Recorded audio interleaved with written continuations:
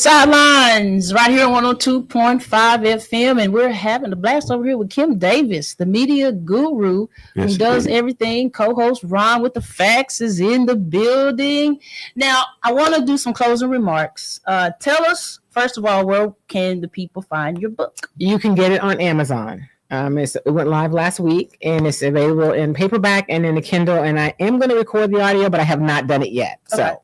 You have to read right now. That's good. I know that's a little hard for some of you guys, but we need to read. You need to read. Also, where can people find you on social media and your emails and things like that? So my social, if you find me on, I still call it Twitter, it's Kim Y. Davis.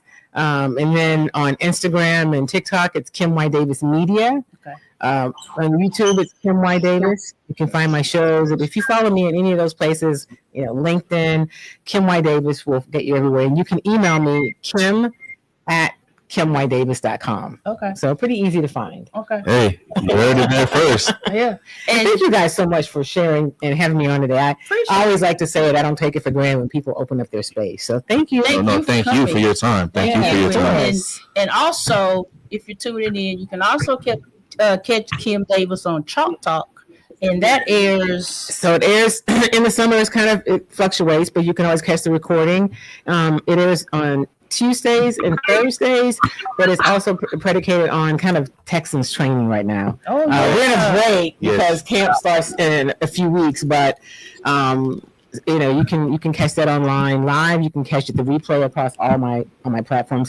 And occasionally, if you follow me online, you'll see when I'm doing Sports Extra on 11 and Fox in the mornings and Channel 2 Sports Sunday. That's right. When I say she's everywhere, she's everywhere.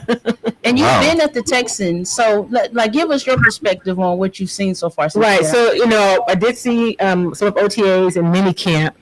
And you guys know until they put the pads on, it don't really matter. Right. But I will tell you, there's a position that I'm interested in, and that's obviously the offensive line. Mm-hmm. And so early on, it's tough to tell with the guys up front without pads how they're going. Exactly. But I will tell you, Will Anderson Jr. is still playing like it's the playoff game. I'm like, take it down a notch, Will, but he brings that intensity. Yeah. But the rookie wide receiver out of Iowa State, man, my goodness, yes. He's a real deal, I think. Yes. And I'm curious to see him. He's got the size. Mm-hmm. He got the speed. When CJ hit him on a couple, like he caught this one-handed pass right in front of me in the end zone one day at practice.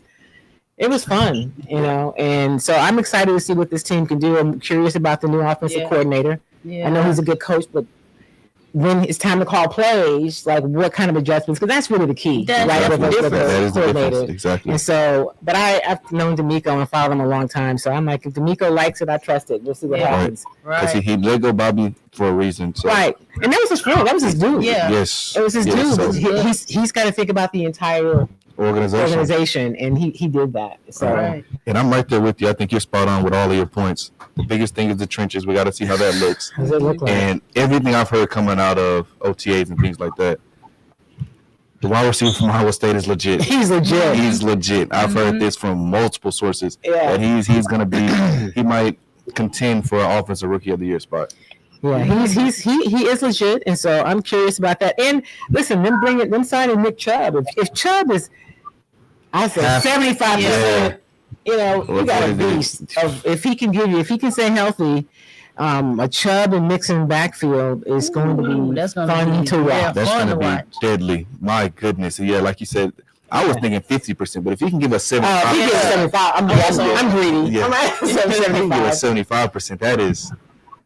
That is phenomenal because that'll change the whole dynamic. Because I think CJ is a better player when he has the play action, when he has a little defense is kind of thrown off, like they're not expecting to pass every down. Right. So I think that'll be huge for CJ and his development as well, because I know he's coming off of a little sophomore slump. Well, and I like to call it, instead of a sophomore slump, I mean, that line was so awful. No, it was. I think there's a few things at play. I mean, CJ's put on about 5 pounds of muscle. Okay. I mean, he's worked really hard in the offseason.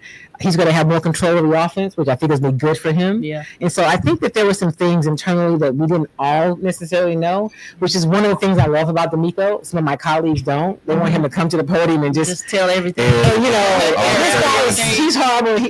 That's not who he is. And so they thought he's not that tough. I mean, I won't go as far as to say soft, but yeah, he's super nice. He is nice. And I'm okay with the coach not coming to the podium and telling me everything. Mm-hmm. Just get it done. Right. I don't think we need for him. That's not who he is, to throw players under the bus. And because some coaches do it, he's got to be who he is. And I think that comes from being a player. I think he's a player's coach, so he understands. Is a player's coach. But now he also, because I have players that they talk to me like, oh yeah, he gets in their tail for sure. He don't have any problem with that.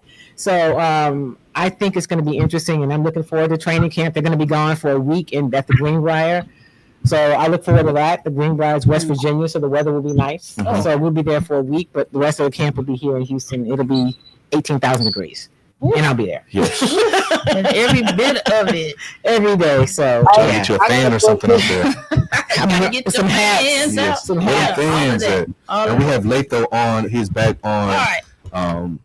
Man, y'all just don't want me to host this show with y'all no more. So, I mean, you listen every other segment. Miss Kim Davis, my only friend now. Not the whole time. Hey, but did y'all see what happened to the HBCU? I know y'all into this, so I just want to see if y'all saw what happened. No, what happened in particular? So basically, just to sum it up, there's a House bill that all the schools agreed. They now get the same amount of scholarships as all the FBS schools, and they start off with an annual budget, I believe, roughly around $30 million. All the SWAC schools that just have passed like 2 days ago. Okay, we didn't hear that exact dollar amount. Can you say $3 million? I said 20 million. I think I around 20 million. And I could be off with the dollar. They do give them a certain amount of money every year for all the SWAC schools did it, and so they also get the same amount of scholarships that FBS schools get. Miss Kim Davis, how does that help these SWAC schools out here? So it helps tremendously. And here's my question: is the money coming from the NCAA? Where's the money coming from? I believe the NCAA. I mean, they have it. Yeah, they definitely. As long as there's nothing on the onus isn't on the HBCUs to come up with the money. Right. If the money's coming from the NCAA, that's fantastic. Right. I do cover TSU really closely, and although I cover mostly pro sports and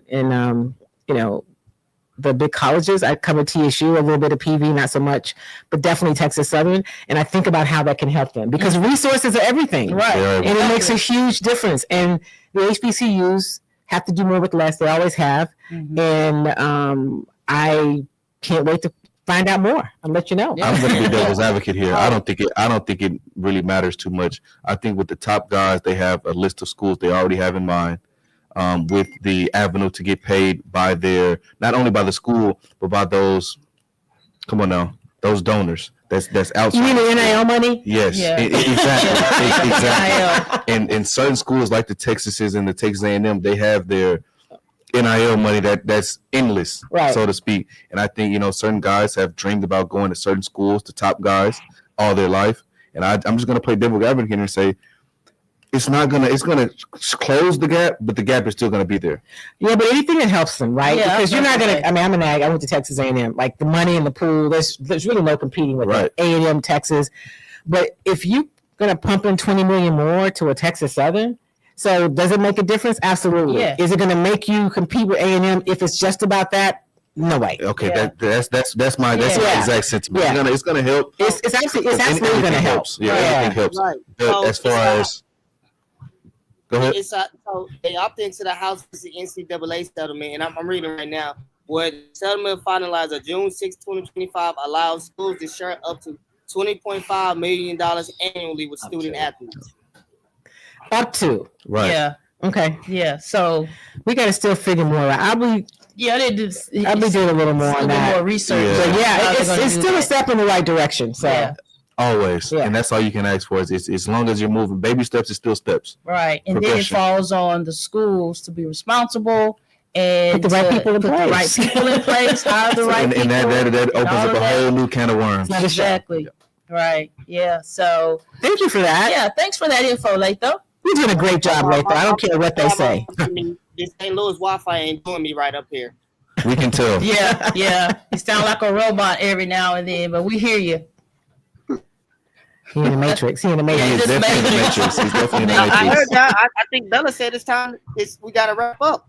Yep, we're wrapping up. We're wrapping up again. Thank you, Miss Kim Davis, for joining us. Thank you for having me. It was fun. I appreciate it. Thank you for your time. And remember, you can find the book on Amazon. On Amazon, that's right. Yes. On Amazon. So find that book, read about it, find out more about Kim Davis. Tune in to Chalk Talk and everything else that's going on.